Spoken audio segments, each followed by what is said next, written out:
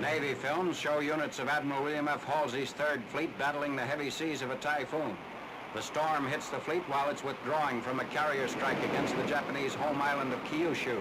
Mountainous waves whipped up by gales that reached an intensity of 138 statute miles an hour damaged battleships, cruisers, aircraft carriers, and destroyers.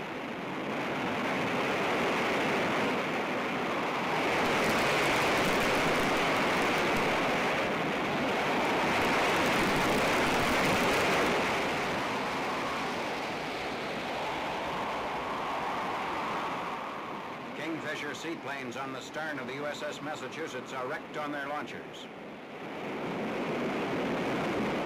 The USS Indiana, one of the battleships hit by the storm, fights the heavy seas. The majority of the ships damaged were quickly repaired and put back in action.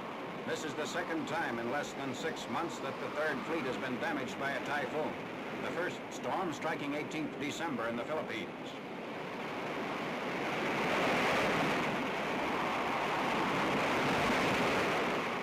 5 aircraft carriers, including the Hornet, Bennington, and San Jacinto, are damaged.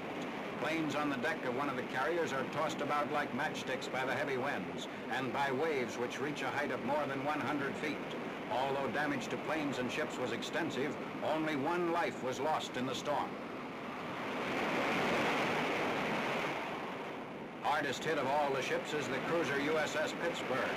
Over 100 feet of her bow was ripped off by the high winds, but the watertight compartmentation kept the ship afloat.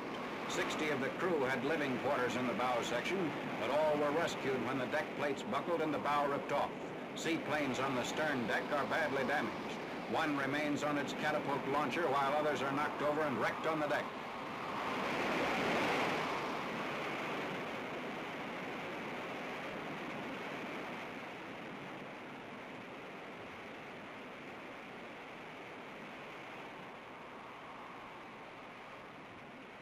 The aircraft carrier USS Bennington suffers damage to the bow of her flight deck, although the greater part of the deck is undamaged and continues to be used by her planes. The steel girders supporting the deck are bent and twisted, and the wrecked section hangs over the bow. The crew of the carrier Hornet repairs damage. Planes were caught and wrecked on the flight deck when the wind renewed itself with sudden fury after it was thought to have calmed down. The primary typhoon was replaced by a secondary, more violent typhoon, and it was this second storm which battered the Third Fleet.